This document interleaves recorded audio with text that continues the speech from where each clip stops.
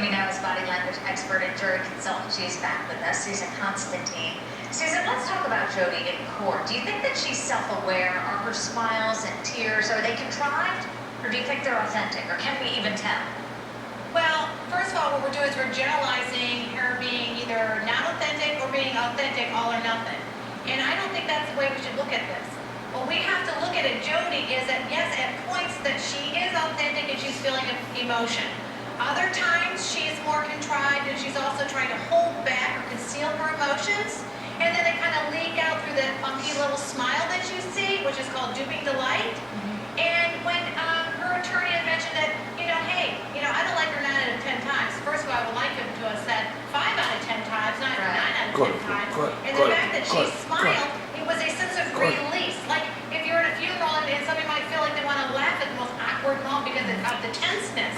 So that I'm not going to put a lot of weight in that she was really duping everybody, but that was more of a release that, gosh, at least, it's kind of funny because there's a lot of stress at that situation. Even being the defendant, she's facing the death penalty. Yeah, to sit there for 57 days. Go back to duping delight. What does that mean? Duping delight means is that they get an arousal. Like, for example, someone might hear about the gruesome murder. She might hear about the gruesome murder, but inside, you might see this little smirk is that she's getting enjoyment out of recalling all those events. That's one way. Another way is that when she feels that when she's testifying, that she's convinced everybody and she's getting away with it, there's a sense of enjoyment that she actually duped you.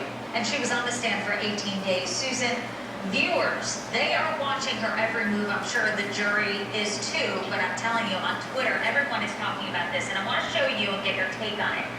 During closing arguments, it looked like, it appeared, there it is on the screen, that Jodi put her hand across her throat. There's movement. Do you take anything from that, or are the viewers kind of overreacting to her every move, if you will?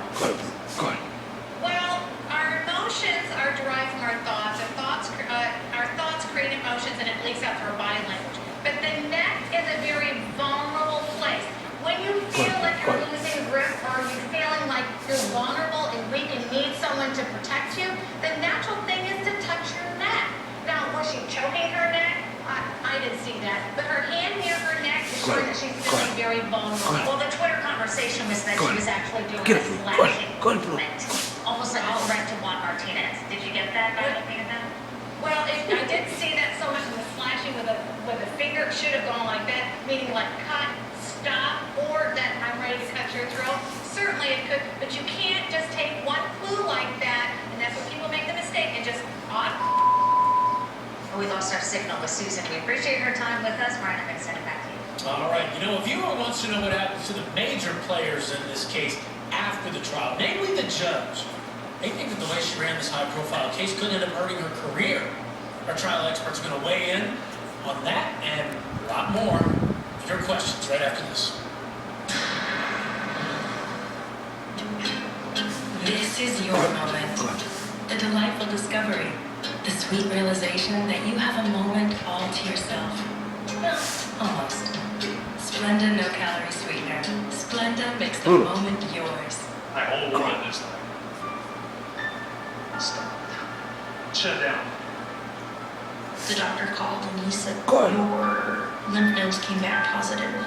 I saw the look in her face. At first we shielded the kids from everything. We did lots of research. We knew Gina had a complicated case. So we got a second opinion at Cancer Treatment Centers of America. The tumor board met and they reviewed the pathology reports. The care team would break down the treatment.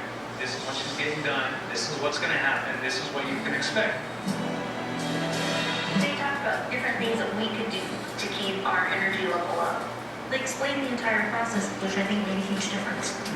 The toughest thing about being a caregiver is the emotional part. She wasn't used to that emotional wall. I'm the one who goes and kisses the boo-boos and makes things better. My dad has been such a strong person.